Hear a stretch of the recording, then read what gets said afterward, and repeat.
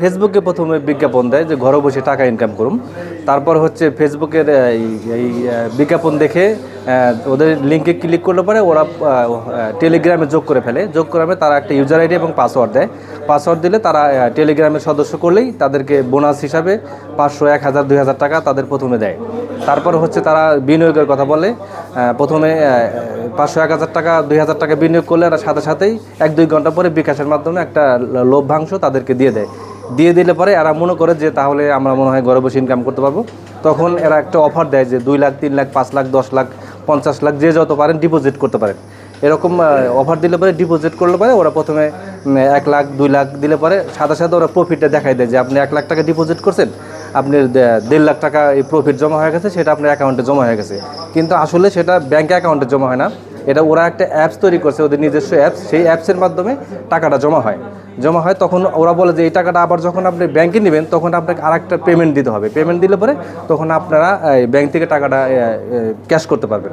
তখন এইভাবে ট্যাপে ফেলতে ফেলতে যে যেরকম পারে তাদের কাছ থেকে হিউজ টাকা নিয়ে যায়।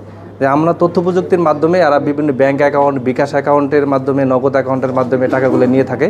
তো সেই তথ্য প্রযুক্তির মাধ্যমে এই সব ব্যাঙ্ক অ্যাকাউন্ট এবং নগদ বিকাশের ইনফরমেশন নিয়ে এদেরকে আমরা শনাক্ত করে গ্রেপ্তার করতে সক্ষম হয়েছি।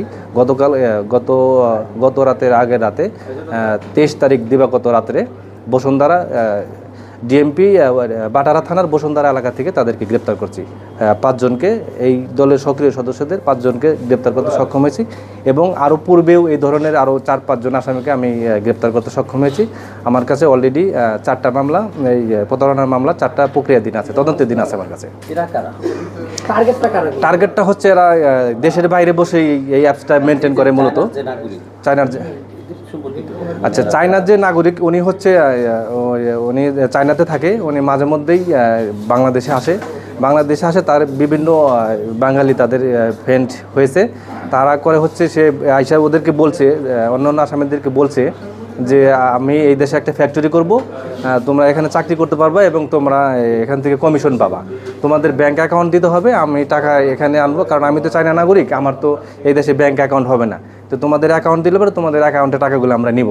তখন এদেরকে বিভিন্ন প্রলোভন দেখে তাদেরকে 1%, 2% টাকা পেমেন্ট করে পরে তাদের বিভিন্ন ব্যাঙ্ক অ্যাকাউন্ট নিয়ে হাজার হাজার কোটি টাকা তারা এই দেশ থেকে ওই চায়নাতে দেশের বাইরে বিটকয়েন অথবা ক্রিপ্টোকারেন্সি এবং ইউএসডিটির মাধ্যমে তারা এই দেশ থেকে পাচার করতেছে আর কি। পুলিশের পক্ষ থেকে কোনো সতর্কতা আছে কিনা? আসলে যেভাবে এরা টাকা নেওয়া শুরু করছে তাতে করে আমরা হয়তো সবাইকে ধরতে সক্ষম হব না, কিন্তু